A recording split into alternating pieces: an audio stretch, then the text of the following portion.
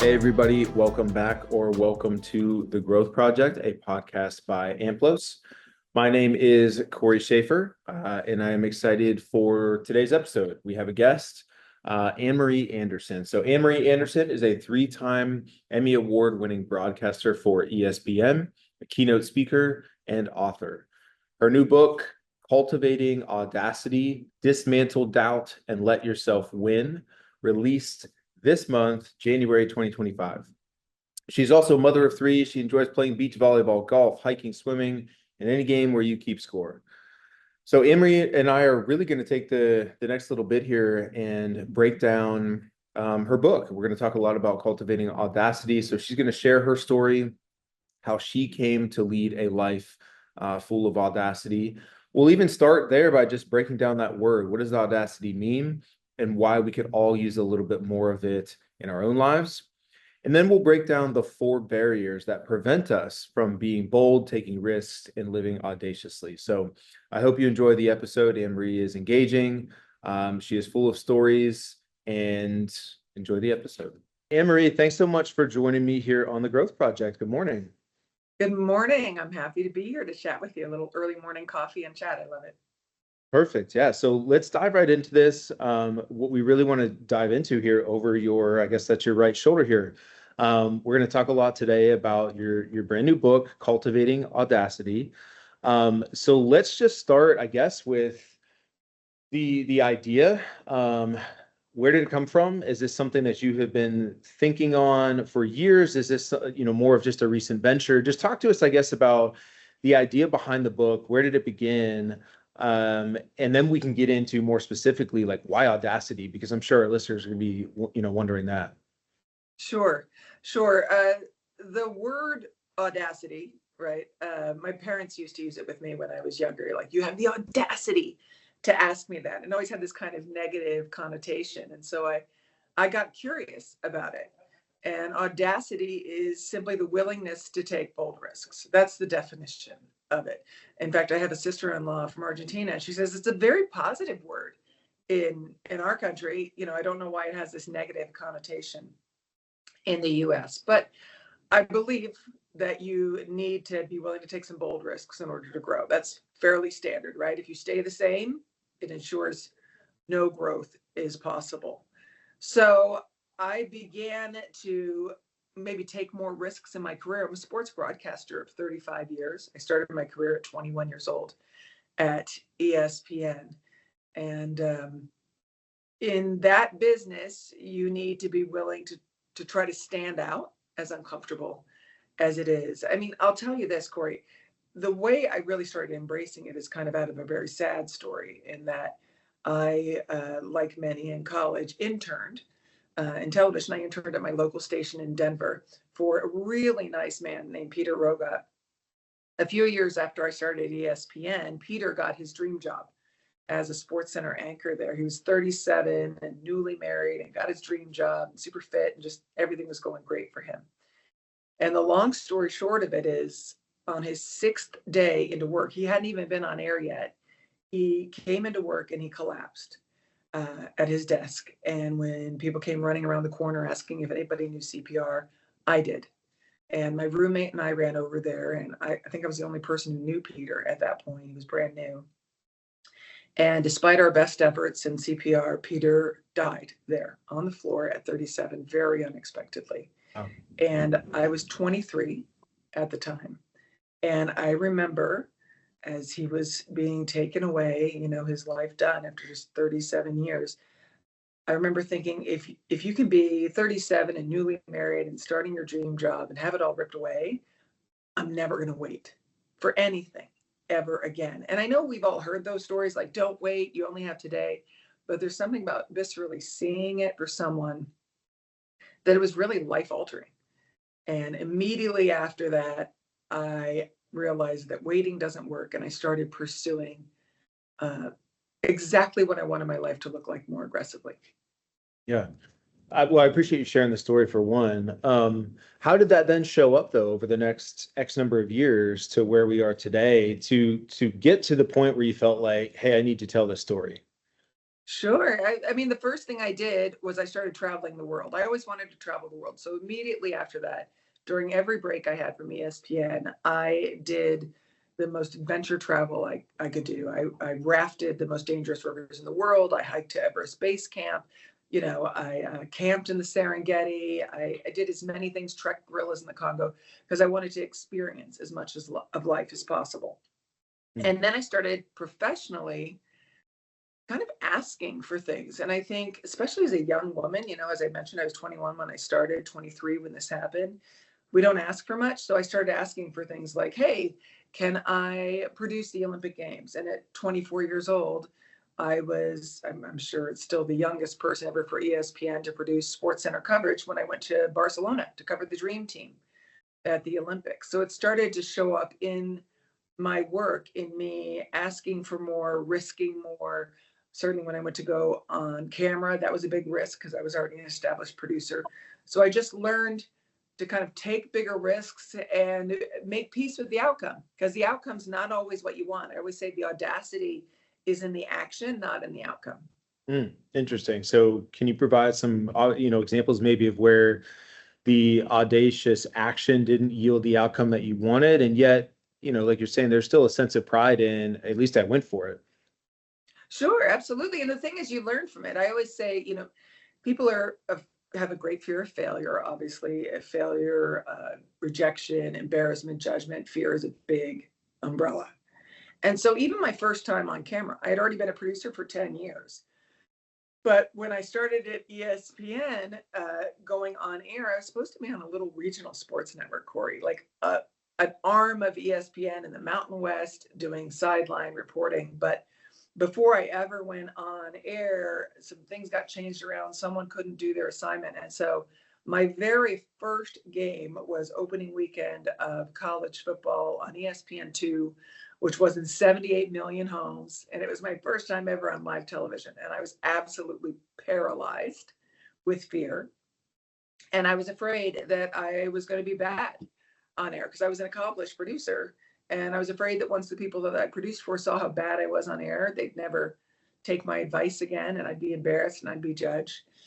And I went on air and I did the best I could.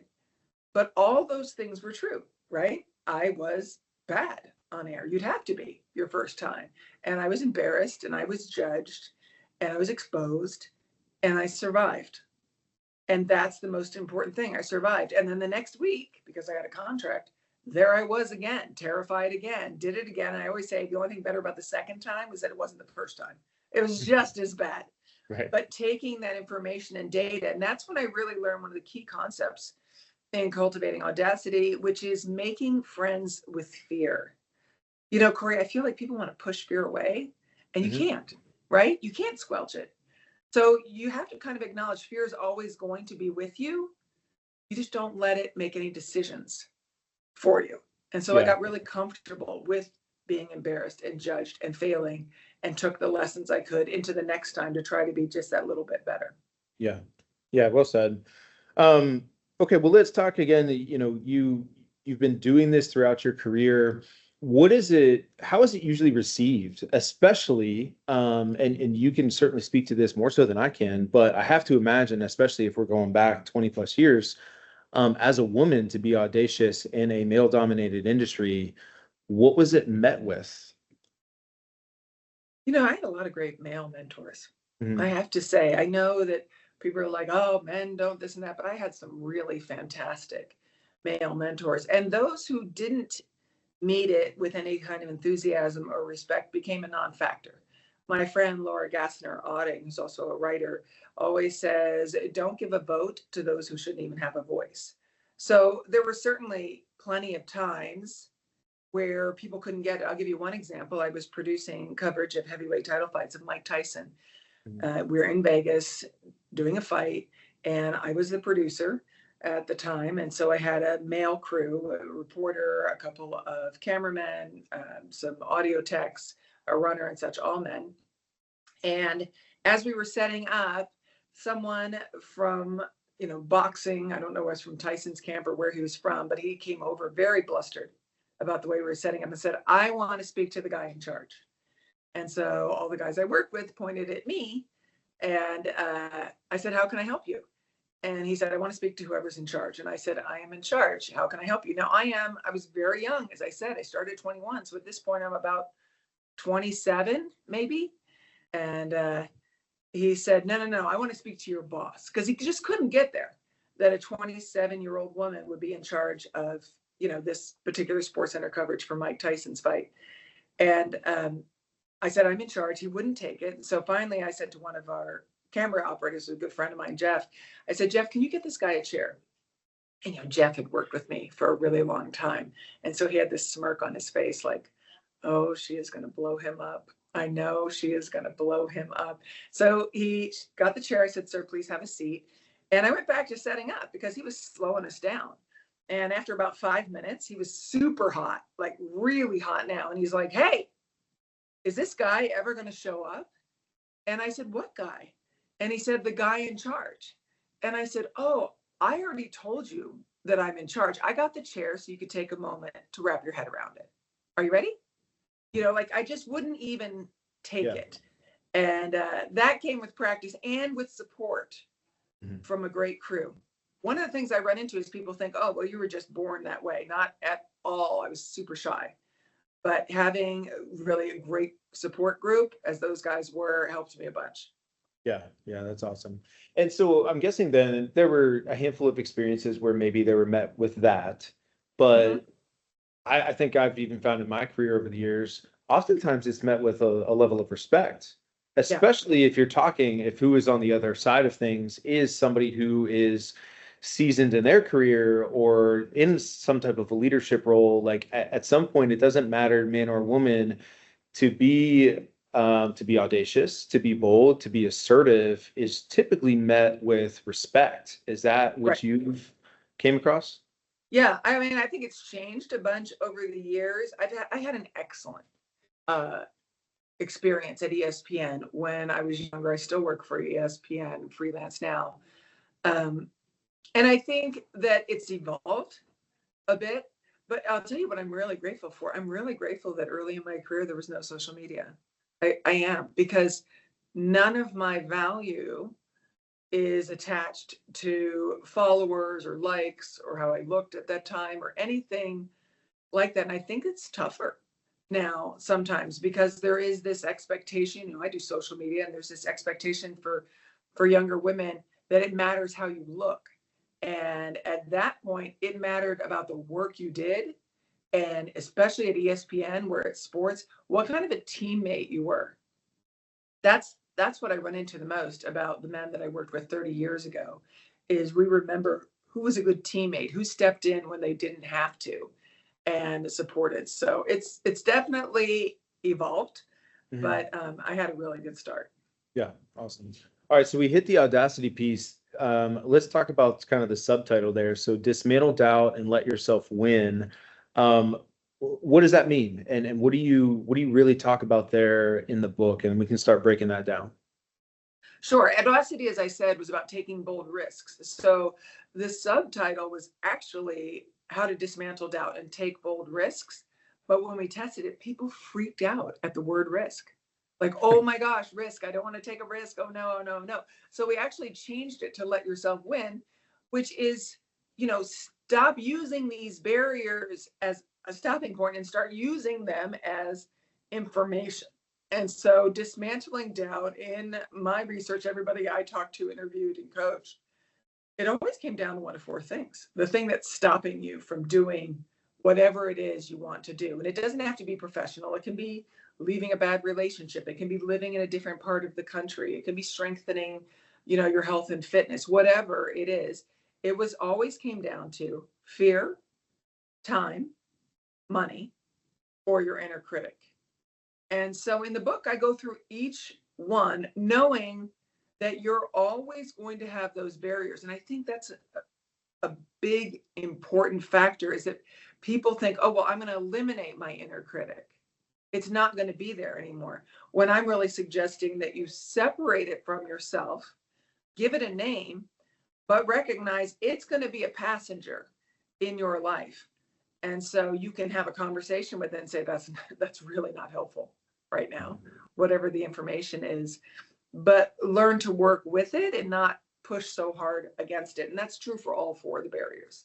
Okay. Yeah. So I think we have time here to break down each one of these at least a little bit. So let's talk about fear. Is there a story, an example you can share of how this showed up for you, or something that you've seen just over the course of your career? And you list that one first, and I think probably intentionally because it's maybe the most common, the thing that we run against the most. But talk a little bit about just fear and why that's such a big barrier. Sure. Well, and I had mentioned my first time on air. I mean, it was absolutely paralyzing. And I was outside the stadium talking to my husband at the time, just, and he asked that question that we always ask, like, what's the worst that can happen? And I tell people, catastrophize the worst that can happen so you can see how ridiculous that is and how unlikely that is to happen. So when he asked me minutes before, I mean, Cory, I was a hot mess crying outside the stadium minutes before I go on ESPN2. I was terrified. And he said, what's the worst? And I said, the worst? Oh, I'll tell you the worst. I could be so bad on air, so bad that not only will I not ever get another job on camera again, but I will lose my producing job because people won't take my advice once they see I can't do what I'm asking them to do. And not being on air, not producing, I could lose my entire career in television over this. And if I lose my career in television, I will be miserable because this is all I've ever wanted to do. And if I'm miserable, you have no choice but to leave me because I'll be a terrible mother to our children who aren't even born yet and having no family and no career. I will die destitute and alone. And he was like, wow, you went there. And I was like, oh, yeah. But when I have people catastrophize like that, that's not going to happen. And I'm not going to win an Emmy Award my first time on air either. Somewhere in the middle is what the outcome is going to be. So I find that catastrophizing absolutely helps. I was coaching somebody through it the other day who was going to be on TV, and she was having a very hard time. And I said, okay, and then what might happen? And then what? And she said, and then I might pass out. And I said, okay, so you're on live television, you're lying on the ground with the mic in your hand, you've passed out, and then what? And she started laughing and she said, okay, I'm probably not going to pass out. And I said, okay, so we can stop there. And then I suggest that people fail first if you're afraid of failure. If there's a test you're worried about failing, go fail it first, then study and retake it. Because you got to get over that fear of failure before you really are able to be audacious and take risks. Yeah, and you mentioned the idea of like making friends with fear. I've always even used the phrase, learn to use fear as fuel. And Yes. when that fear kind of fuels how you prepare, for example, that first one, even though it's not going to be your best one, it's better than it would have been, right? If you Yes. just learn to leverage it, like you're saying. So that's great. Okay, number two was time. Talk to me about time. Why is that such a big barrier? How does that show up when most people are using it as, let's say, an excuse as to not be audacious? Right. Well, we none of us have time, right? There's this constant urgency to everything. And so what you'll hear people say when they're letting it be a barrier is, I will totally do that when I have time, when things slow down, right? That's the big joke about being an adult. Things actually never slow down. They keep ramping up. So what I ended up having to do was label things that are urgent and things that are important, because we can stay in urgent all day long. I call this the urgency fallacy in the book. And you can be signing that permission slip, answering that text, doing the expense report, writing the email, booking the trip, all that all day long. And if you're saying, well, when I get through all this urgent stuff, then I'm going to work on whatever the goal is that's important to you, you never have time. It never arises. So what I suggest is separating and find what's urgent, what's important, because things that are urgent, Cory, they can be checked off a list, right? They have a deadline. They give you a sense of satisfaction, right? We all love having that list. Things that are important may not have an imposing deadline. They have consequences, of course, if you never reach them, but they don't have that important deadline. So what I suggest is scheduling time however you want to make it. Some people do it in the morning. I tried that and it was horrible. I got up at 4:30 and it was horrible. I ended up scheduling 4 15-minute blocks during the day where my phone goes off, I turn it off, and I work on what's important. I wrote the book 15 minutes at a time. Sometimes I'd have a little more and I'd write a half an hour twice a day. But it's a matter of putting important in your schedule so that urgent doesn't rule all. I love that. Good. All right, let's talk about money. Why is that such a big barrier for everybody to overcome? And how is that, Well, again, how's that showed up? sure. Well, money can be a couple of different things, right? You don't have enough. You think you may not have enough in terms of resources. You need to be careful. A big part of the risk taking and Audacity is taking risks that are worth it rather than taking risks that are reckless. And I help you in the book kind of distinguish between those two. But also, money and time are twins, right? You have to know how much you have of each before you can budget it the way that you want to. And no matter what your money story is, like for me, I'm tight. I like to hold on to my money. I like to save it for a rainy day. And so when I'm already a full-time sports broadcaster, a full-time keynote speaker, a full-time mother of three, I decided to write a book, right? That's a lot in there. And I was exhausted all the time. And it took me a while to realize that what I needed more of was energy. I needed more energy to be able to do what I wanted. So I paid, in this case, an assistant to give me more of what I needed, which was energy to prospect. Raising my kids, I want to raise my kids, right? I'm going to raise my kids. I'm not going to have any help. And then all of a sudden, my brother was pointing out to me, if I had an au pair, we ended up having for 8 years, I would get more time to be with my kids because I wanted to cook for the kids. So I tell her, hey, can you prep this meal? I'd come in and everything would be chopped and ready. So the kids could be there. I could cook, eat with the children, but then I could walk away and do bed, bath, and book because our au pair was taking the dishes. So spending a little money to take care of the things that you don't want to do that are going to give you more of what you love is a really important part of Audacity. I loved reading Harry Potter with my kids when they were young. I'm so glad I did that. But I paid for it with an au pair who took care of the shopping and the cleaning and the things that I didn't want to do. Yeah.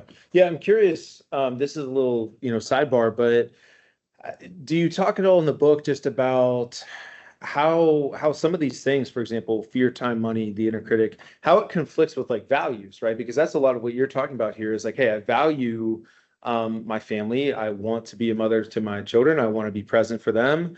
But these things, and then I have these risks that I want to take that are worth taking, but there's only so much time in the day, right? Something kind of comes to a head. Is that anything you talk at all in the book about, or can you at least speak to a little bit of that? I love that because what I say, risks that are worth it lead you closer to your vision, your values, and who and what you want your life to look like. It's exactly that, Cory. You nailed it. That's how you know what's worth it, are the things that lead you closer to your values and vision and how you want your life to function. Yeah. Perfect. Oh, awesome. Really good. Okay. Our last barrier here, let's talk about the inner critic. So first explain what that means for our listeners, and then talk a little bit again, just how's that shown up? How's that been a barrier for you? How have you overcome it and so on? Sure. The inner critic, right? That's that voice in our head. We all have it.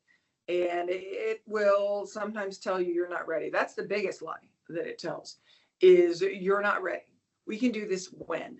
And it never arrives ready. I always say, a lot of times, especially as women, we talk about the glass ceiling, oh, you can only get so far. But I don't think that's our biggest barrier. I think it's the sticky floor. And I think it goes for men as well. We get stuck to the floor waiting for the right time until we have all the qualifications that we need. Then we can jump. Then we can do the thing. So for your inner critic, don't let it talk you out of opportunities. And I think the example I always give to people is I one day picked my 12-year-old daughter up from school, gets in the car, and I said, hey, how's school? And she goes, well, I'm stupid. I can't do math. And oh, by the way, I'm fat. And I was like, yo, like that's a lot. And so as we were talking about it, I asked the typical question, right? Would you say that to me? Would you say that to one of your friends? Of course she wouldn't. But I said to her, okay, so that isn't your voice. If that's not something that you will say, then let's give that voice a different name. So she could just separate it from herself, Cory, just so she wasn't saying, I am this and I know I am this. It was this other voice. And she named her voice Jerry. And I said, so what would you say to Jerry if he stands over your shoulder and says, you're dumb, you can't do math, and oh, by the way, you're fat? And she goes, I tell him, shut up, Jerry. And I said, exactly. And so when I hear her, struggling down in the kitchen as she's doing her homework, and she says, I can't do this, I will literally yell from my office, shut up, Jerry, just to take her out of that and realize it's a lie. It's one thought that you have. For your inner critic, you can have a conversation. Is this helpful? Is there a grain of truth? Sometimes your inner critic might be telling you a little bit of a grain of truth, but when you get curious about it and start poking around in it rather than just believing it, again, you'll get information and data from it rather than letting it control you. Yeah, that's great. And I've been telling people for years, research actually supports that of the 50 to 70,000 thoughts that we tend to average on our day to day, about 70% of them tend to be negative. So that inner critic is present in all of us. But the pushback, the reminder I try to give them is, so if you're going to allow yourself to be negative like that, or to kind of tear yourself down, as you're mentioning, that's the most average thing that you can do. Right. Right. And the point is, like, hey, if you want to be different, if you want to be special, it requires like some audacity, right? To basically go against the grain of like how we're actually wired as human beings. Because, let's just say success in any endeavor is not about survival, which is why that inner critic is there. It's about thriving. Right. And I think to your point, then, like, to connect the dots here, if you really want to thrive, you have to be audacious. Right. Yep, exactly. It's a very simple process once you boil it down and kind of remove your emotions to a degree. And so for the inner critic, it is a matter of recognizing that it's just a thought. You mentioned all the negative thoughts. Well, if you can only hold one thought in your head at a time, and you can, then wouldn't you rather be a positive thought? I go through an exercise with my clients where I have them picture different images. And then I say to them, do you see how you were able to change your thought on command? What you were imaging? Because you have one thought at a time. So when you have that negative thought, you have the power to release that thought and focus on something positive. It's a practice. Yeah, absolutely. Okay. Well, let's talk about who in your mind, who is this book intended for? Like, who do you envision picking it up and reading it and really benefiting from, what you're going to read from cover to cover? Is anybody who is unhappy with one aspect of their life. It's not just about your professional career. Certainly a lot of people use it for that. But is there something you want to change, that you've been wanting to change or adjust, that you haven't done or you haven't had success doing? Rather than beating yourself up, I want to take you through poking around in it and figuring it out why you haven't yet done the thing. And, in the back of the book, there's an assessment, and it assesses your personal or your professional and career, your health and fitness, and your relationships, romantic and friendships and other relationships, business relationships. And after I wrote this assessment, I went through and took my own assessment because I wanted to know how each area of my life was functioning. And what I found was, career, killing it, great. Health and fitness, doing a good job taking care of myself. My relationships, suffering. And I'm not talking about romantic relationships only. I'm talking about I wasn't spending enough time with my friends. I felt I wasn't listening enough to my friends. I felt like I was losing that social connection because I was always in a grind. So that's part of what this book does, is because once you break it down, this is going great, this is going great, but I really would rather be better at this. Then you can go in through this reevaluation loop and make that adjustment. So your whole life becomes something that you're excited to wake up to. And then you can reevaluate as you go along. I always say that it's not static. It's about growth and change and flexibility. Right. Yeah, well said. Okay, so let's sort of push to a close here. Where can our listeners, number one, where can they go to find the book? And then two, where can they just go to find more information on you? Sure. Well, my website is annemarieanderson.com. So you can always start there. I'm a keynote speaker. I speak to corporate educational audiences, speak to students, commencements, and such. So you can find that information there. The book is available wherever you buy your books. Amazon, Barnes and Noble, Target, wherever you want to buy your books, you can do it there. And if you end up buying it and leave me a review, you DM that to me and I will send you a bookmark. I have designed a few bookmarks, especially for people who leave reviews, and write a little note for that as well, because I really always appreciate the support. Awesome, awesome. Well, Anne-Marie, thanks so much for your time. Glad to have you on and learn a little bit more about cultivating Audacity. I think you're probably will be hearing from some of our listeners, right? So that'll be really cool. So I appreciate your time, Anne-Marie. Thank you. They should tell me if it's from your show, because I'll let you know how. How about that? Yeah, please do. Please do. Yeah, Okay. for Thanks, sure. Anne-Marie. Thanks for having me, Cory. It's a great conversation.